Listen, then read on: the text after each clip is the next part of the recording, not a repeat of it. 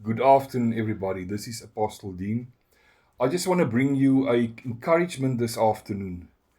I've heard once someone said the saying about if you praise, you are raised, and if you complain, you remain. You see, our mouth is a weapon unto to the devil.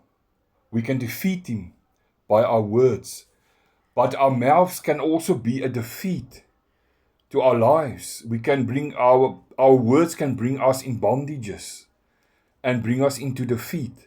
But I've got an encouragement this afternoon.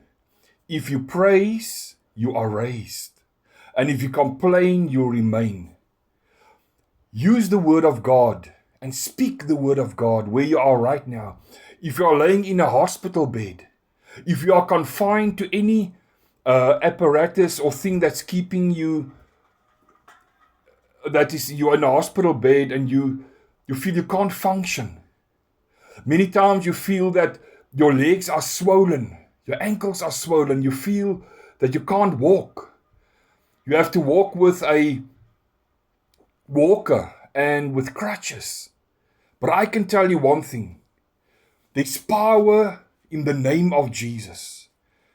While you are in that situation, you can come out of that situation by praising the Lord Jesus Christ. By praising Him. You got the guts to praise the Lord out of your circumstances. That is what the Lord is requiring of you, my friend. Do not complain. If you complain, you'll remain. You will never go up in life. You will never have victory. But if you praise, you are raised. And Calvary gives us reason to praise the Lord. The blood gives us reason to praise the Lord. Come on, my friend. I challenge you. Get the guts and praise the Lord and get out of your circumstances, and you will have a testimony in the mighty name of Jesus. Amen.